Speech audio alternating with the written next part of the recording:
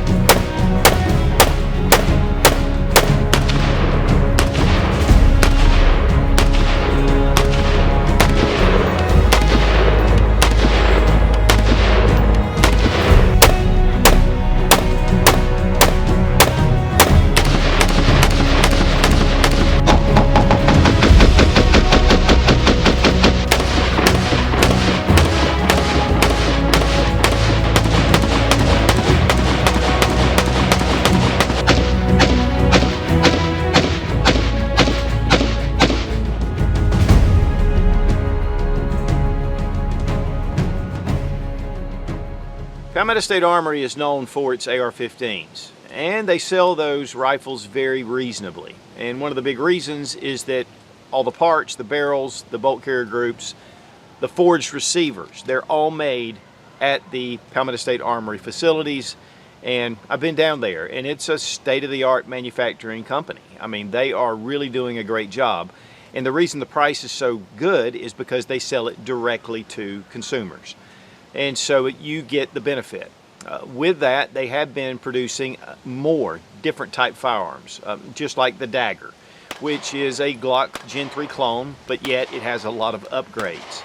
And the price is really right on that. And then we have the PSA Rock 5.7, which is 5.7 by 28, and we've done a review on it.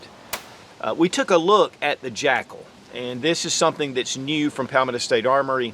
It's a piston system gun with a Milspec AR-15 lower.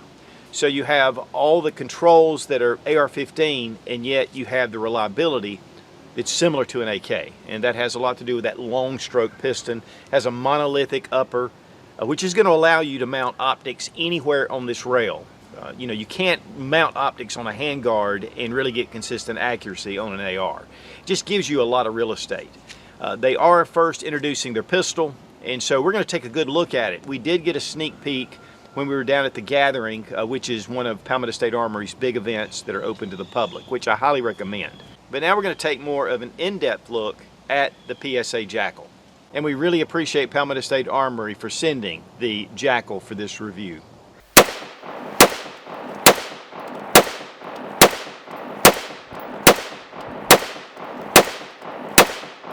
The Palmetto State Armory JAKL.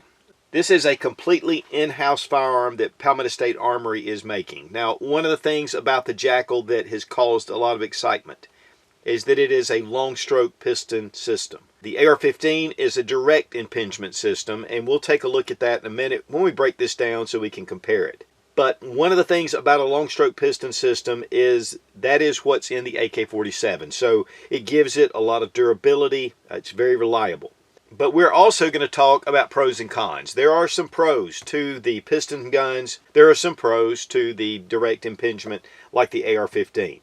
So first thing let's do is go ahead and drop our magazine, which it takes standard AR mags.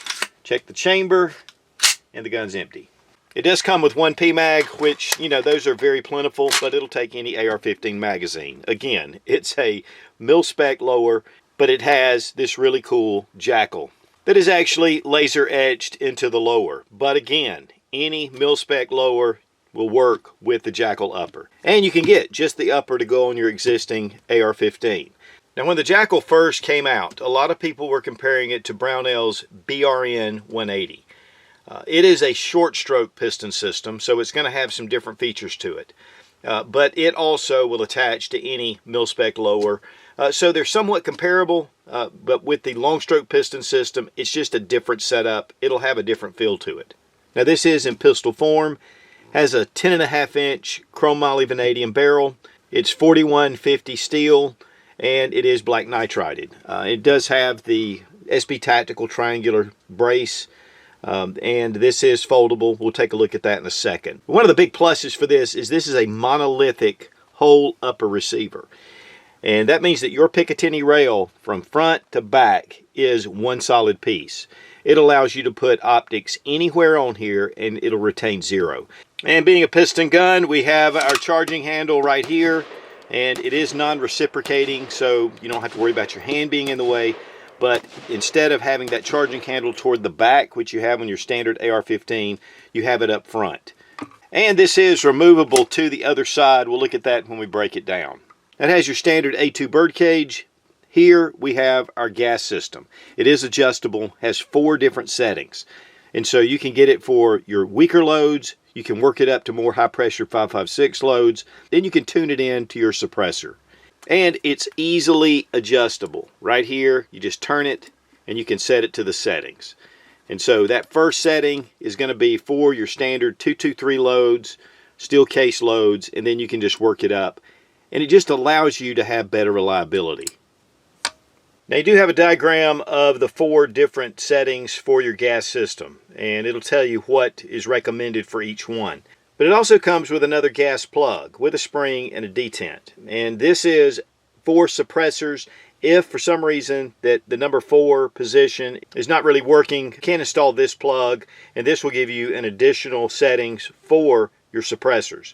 There's so many different suppressors out there, so this really gives you an option. There's no instructions with this, it's just included in the package. And you also get a JAKL sticker, and you get some Otis BioCOP.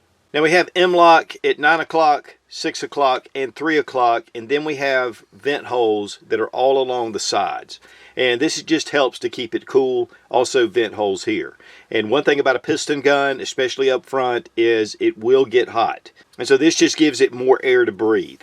The lower handguard is removable. It actually acts as a heat sink, and when you're grabbing it, it doesn't get too hot, especially when you're doing mag dumps. And your standard DI rifles will get hot as well. But because we have the gases pouring out the front, it does get a little bit hotter than it does with the DI gun. You have QD ports here and also here. Now, the styling on here is definitely what, to me, Palmetto State Armory is kind of working toward. And with the dagger, with the Rock 5.7, you know, they're really putting in a nice line of firearms. And so it has a lot of nice styling on it. One thing that is not compatible with the AR Lower is your bolt release. And it's really thinner to accommodate the thicker receiver up here. But when you purchase an upper, it comes with this bolt stop. And guys, again, one of the things about this is that it has all the controls of your AR-15, and yet you have that long stroke piston. But one of the big advantages of a piston gun is you don't have to have a buffer tube with spring. And so this way, with this rear adapter on the back, it has a Picatinny rail. You can attach any kind of brace, stock, whatever you want to, or you can remove the adapter, put a buffer tube on here, and you can run any kind of stock on a rifle version or an SBR. Now you have your ejection port right here, and guys, I'm gonna tell you one thing about this rifle is it's really super smooth. And that's usually with piston guns. We do have a shell deflector right here. Now here we have an AR-15 direct impingement. This is a BCM, it's in 300 blackout. It has a 9-inch barrel. And so you can see, I mean, it is a little bit shorter if we put it back here to the receiver. But, of course, obviously they make the 10.5-inch barrels for your AR. And while this is smaller here, with this buffer tube, unless you get some kind of stock adapter, you have to have this buffer tube. Palmetto State Armory JAKL, we can fold that in, and we've got a much smaller package. Even with a longer barrel, it's much smaller. So one of the things about a piston gun is that it makes it great for a car gun or backpack. It makes it really easy to stow away. And then you can fire it this way. And that's one of the things that you can't do if you have a DI gun with an adapter. And so we can just pull it around. We're ready to fire. Or again, we can just leave it closed and we can fire it that way. Now one of the things about this SB Tactical brace is that when it comes out, it locks up really solid.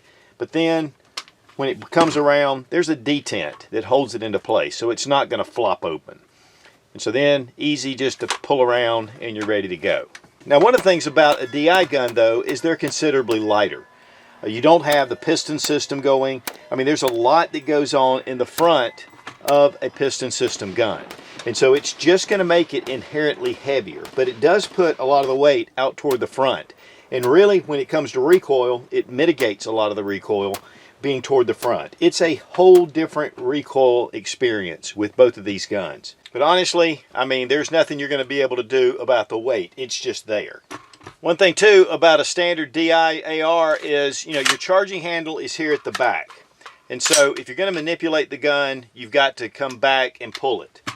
With the JAKL, or with most of your piston system guns, you can just pull this back, and then, you know, it makes it a little easier to manipulate here. And then of course, obviously you can switch it to the other side if that works better for you.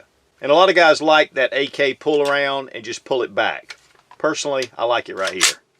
And considering we have the long stroke piston system in the JAKL, you know, it's going to be really super reliable. It really mimics a lot of the same features that your AK-47 has. Even to me, over than the short piston systems. They're robust, but they are, again, heavier. And that's one of the things. They're very smooth action. But one of the big disadvantages of a standard direct impingement gun is that you have this buffer tube that pushes the gases. And then the gases actually force the bolt carrier and bolt all the way back into the buffer tube. That means that all these gases are going to be dumped right here in this area. So it gets really dirty. And if you're shooting a lot, I mean, it does. It gets dirty. There's a lot of cleanup that takes place. With your piston guns, a lot of the gases are actually expelled out the front. And so you have them expelled here and here. There's little gas that comes all the way back into the action to the bolt carrier. There is some because of the piston coming back. But most of the system gets right there toward the piston. So these are a little cleaner to run as far as back here where your bolt is. And two, that gives you some advantages when you're using suppressors. Suppressors with a direct impingement gun, once you clamp that on, it forces even more gas to come back down the tube. And, you know, you're going to get that gas, which a lot of times it ends up in your face. And so some people call it freedom gas, but it does. And so wearing iPro is a must. Which you should be wearing iPro anyway, but it will bring those gases back more toward your face. Now, to be honest, we have shot quite a few rounds through here with a suppressor. It has a suppressor adapter on here, and it shoots very well. But definitely, it's going to give you more gas back toward the rear, and it's going to just be more cleanup. Now, while the long stroke piston system is going to be very reliable, if you do have some kind of issue, it's a lot more difficult to repair in the field. With your DI guns, I mean, you know, you can have some pretty catastrophic failures, but even with parts, you can fix them. I mean, if the gas tube goes, you can pop it out. If you have a spare, you can put it in. You can switch out the bolt carriers. I mean, there's a ton of things you can do with the AR-15 system. And so it makes it really easy. In fact, of course, obviously guys build these like crazy. One of the things about this is it just is a different dynamic. Yes, it's going to last longer typically. You have, again, a very robust system. But if it does fail, it's going to be tough. And really, that's just one of the advantages of a DI gun. But just like the AK-47, it's the same thing with it, but those things are almost indestructible. But they can have problems. So really, when it comes to the DI versus the piston, again, there are advantages and disadvantages to both. But a lot of guys are really excited about the piston guns. And one of the things about the JAKL, that it comes in at a really reasonable price. Now, usually I'll wait toward the end of the video to talk about it. But these are coming in at $10.99. And that's the price. If you want to get just the upper, it's $6.49. And so that way you can add a piston system to your standard AR-15 lower. And typically, if you know anything about SCARs or MPX or SIGs, I mean, those prices can be astronomical. But this really brings it down to more of a reasonable price.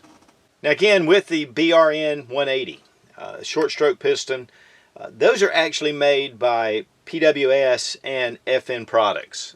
We have an FN products, and we'll be putting some testing between these two just to check out the reliability, to check out some of the way it feels with the recoil, and just kind of give you guys an idea. So that is coming up, which I think that's going to be pretty interesting to find out the differences.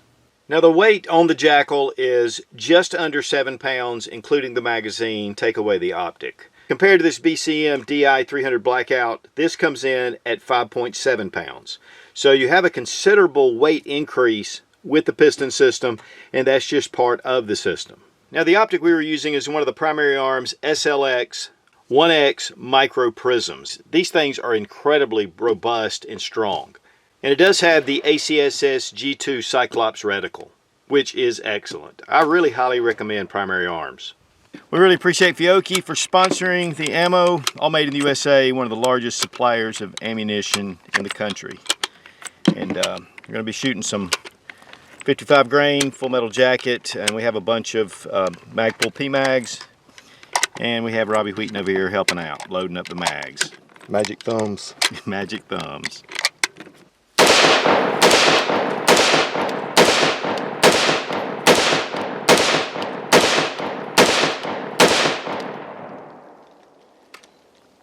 It's so smooth, and you know, I love DI guns, and no doubt there's a lot of advantages to both, whether it's the piston or the DI gun.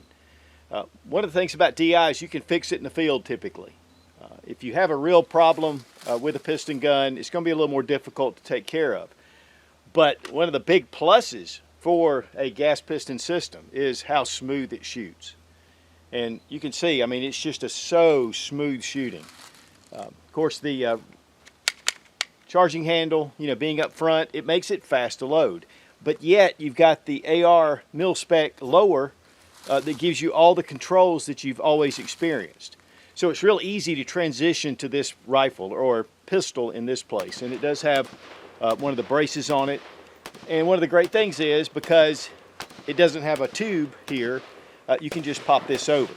And it allows for folding stocks without having to get some kind of adapter. But shoots AR mags.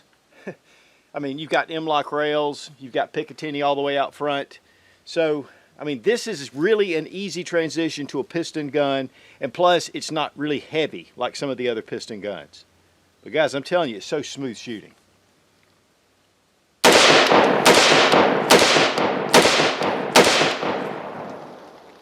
tell you, Palmetto State Armory, they are really putting together some great products.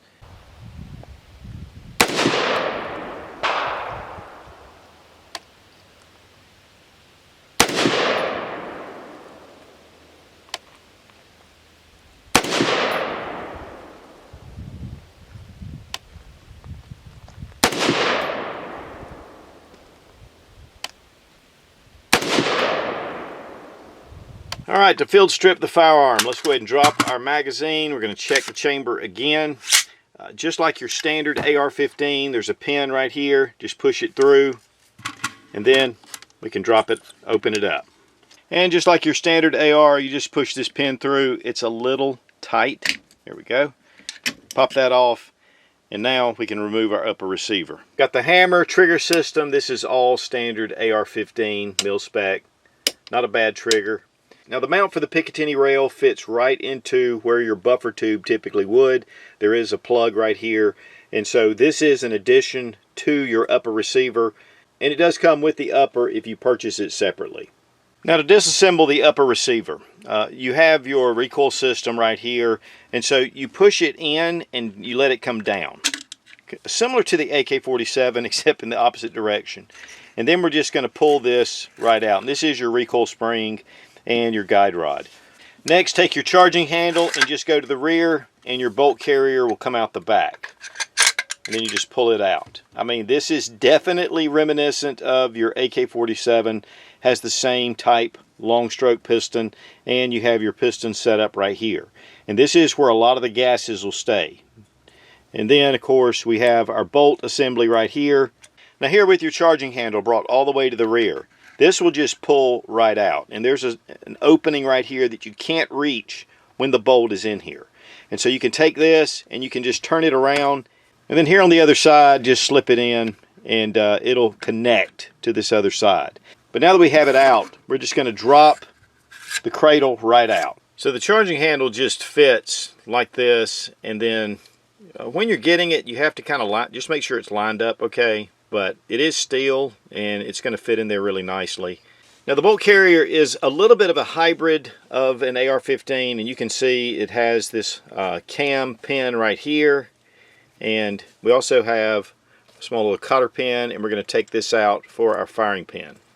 Firing pin comes out the back, Then we have our cam pin, and it just pulls right out. A little different than your AR-15 cam pin with that little flange on the outside, but easy enough. And then of course your bolt comes out, and that looks a lot like an AR-15 bolt.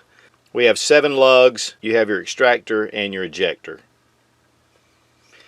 But unlike the DI system, there are no rings, and so very simple, but yet very robust. Reassembly, just drop in your bolt, line it up with the hole, and drop in your cam pin. You want to make sure your cam pin is faced in vertical direction when you put in your firing pin, just like that. And then we'll just return our cotter pin. And you want to make sure that the cotter pin is recessed down in here. If not, if it sticks out, it's going to catch. But here, simple, and I like simple. Now for reassembly, we want to take our charging handle sled. There's 2 grooves that are right here. You want to make sure it goes into the proper place up at the top, and you want to put the holes where the charging handle goes in first. So we're going to go ahead and slide it in. Next, we're going to take our bolt carrier group, and we're going to find it, and we're going to go ahead and start lining it up. We want to make sure that the cam pin is in that down position, because if it's not, it won't close. You just line it up. Now before you let the bolt go all the way home, you want to bring back your sled and get it lined up for your charging handle. And then we'll go ahead and place it in here, line it up on the other side, and once it's in place, it'll freely move. So I go ahead and put that forward, and go ahead and push your bolt all the way through. It should glide all the way home where it locks in. Take your recoil spring and return it.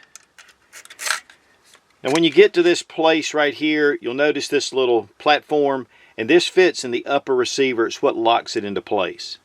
And right here there is a corresponding little key that'll fit. So you've got to put some tension on this to get it to fit in there. There you go. And once it locks in, it's done. And it'll fit right just like this. So you know when that is retained that you have it in place. There's no 2 ways to do it.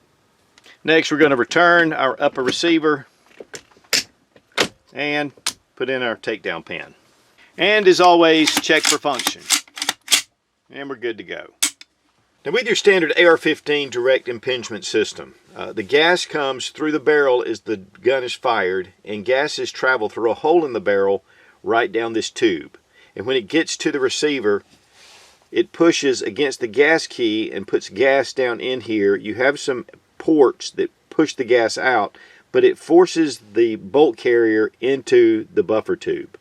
And here we have a buffer and spring, and it all works together, and then it forces it back into battery. With your long stroke piston system, the hole in the barrel is right here. It goes up into the gas system, which pushes and forces the long stroke piston back into the receiver, and it travels with this recoil spring, very similar to the AK-47. And so the bolt is not pushing gas all the way through it like it is with the DI gun. The gas mainly comes out the front. There are a little bit of gases that escape into this area, but it's very minute. But the bolt is a lot heavier, and so that's just going to give you added weight to the firearm. But the bolt also rides on the interior of the receiver with these rails, and so it honestly gives it more of a smoother shooting experience. So guys, if you've been looking at piston-driven firearms and you just see the prices can be extremely expensive, it's really nice to see Palmetto State Armory coming in with the JAKL. These retail for $10.99, and while that is a considerable amount of money, in the world of piston-driven guns, that is a bargain. And so I'm really excited about seeing what Palmetto State Armory does in the future. Of course, this is in the pistol form, maybe more calibers. We'd like to see a rifle for sure. I'll tell you guys, Palmetto State Armory has really started moving in a direction to brand their company, and it's great to see these type firearms coming out of PSA. And again, we really appreciate the opportunity from Palmetto State Armory to check this out. I mean, this has been a lot of fun. It is a smooth shooting firearm. And yet we have all the same controls of your AR-15, which I am definitely used to. Be strong, be of good courage. God bless America. Long live the Republic.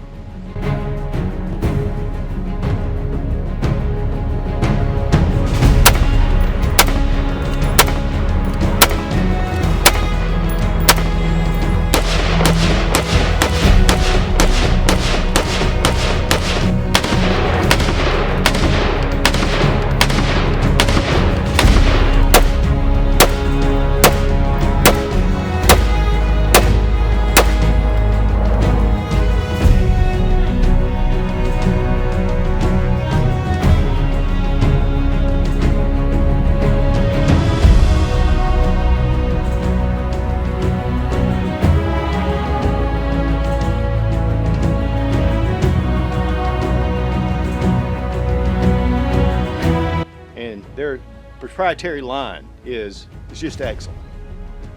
Oh yeah! And this is a toolless disassembly. So what we're gonna do is we're gonna push it, ow. Now for reassembly, first thing we'll do is take our sled for the recoil for the charging. The State Armory was getting parts from, okay, I don't want to go into that for sure. The Palmetto State Armory JAKL. This is, of course, brand new from Springfield Armory. Now the trigger has a nickel boron. Is that right? I don't know. All the way down to the springs are actually made from somewhere else, and we don't know where that is, but if we did, we'd tell you. This is a piston gun. God almighty, Lord help me. Help me. Help me.